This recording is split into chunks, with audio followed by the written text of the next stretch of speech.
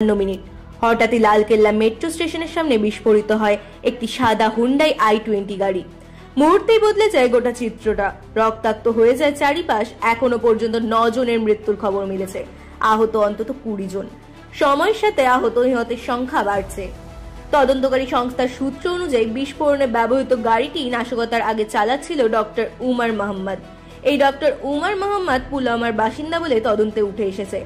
জানা যাচ্ছে উমর একজন মেডিকেল কলেজের চিকিৎসক ছিলেন, পরে জড়িয়ে পড়ে তথাকথিত হোয়াইট কলার সন্ত্রাসী চক্রের সঙ্গে। তার দুই সহযোগী ডক্টর আদিল আহমেদ রাদার ও ডক্টর মোজাম্মিল শাকিল ইতিমধ্যেই গ্রেফতার হয়েছেন। প্রাথমিক তদন্তে জানা গেছে গাড়িতে ব্যবহার করা হয়েছিল ammonium nitrate fuel oil. CCTV ফুটেজে দেখা গিয়েছে বাদারপুর সীমান্ত পার হওয়ার পর গাড়িটি থামে লালকেল্লার কাছে। এরপরই গ্রিন সিগন্যাল হতেই বিস্ফোরণ। তদন্তে আরো জানা গেছে গাড়িটি বারবার মালিকানা বদল করেছে। সালমান, দেবেন্দার, আমির, তারিক, শেষে উমরের হাতে আসে ওই গাড়ি। বর্তমানে দিল্লি পুলিশ আমির ও তারিককে জিজ্ঞাসাবাদ করছে, কিন্তু এটাই প্রথম নয়। দিল্লি শহরে আগেও বহুবার কেঁপে উঠেছে এমন বিস্ফোরণে। অতীতের সেই ভয়ঙ্কর ঘটনাগুলি ডিসেম্বরের 1997 পাঞ্জাবি বাগের কাছে বাসে বিস্ফোরণ, 4 জন যাত্রী প্রাণ হারান। একই বছর নভেম্বর ও অক্টোবর মাসেও একাধিক বিস্ফোরণে কেঁপে ওঠে করোলবাগ, রানীবাগ ও অন্যান্য এলাকা। জুলাই 1998 কাশ্মীরি গেট বাস টার্মিনালে বিস্ফোরণ, নিহত 2। জুন 2000 লালকেল্লার কাছেই বিস্ফোরণে নিহত 2, আহত বহু মানুষ। মে 2005 দিল্লির 2টি সিনেমা হলে ধারাবাহিক বিস্ফোরণ, 1 জন নিহত, 7 জন আহত।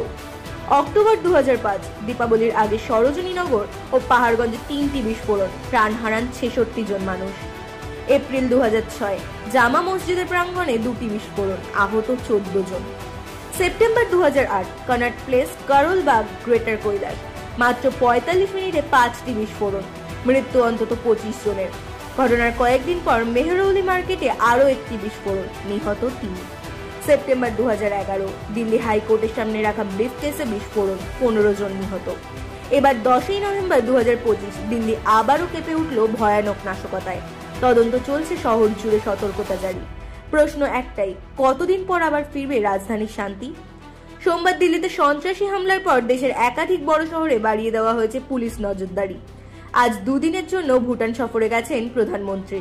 ভুটানের মঞ্চ থেকে দিল্লি নিয়ে প্রধানমন্ত্রীর মুখে শোনা গেল উদ্বেগ। ব্যুরো রিপোর্ট, রাত দিন নিউজ নেটওয়ার্ক। জগৎগুরু তত্ত্বদর্শী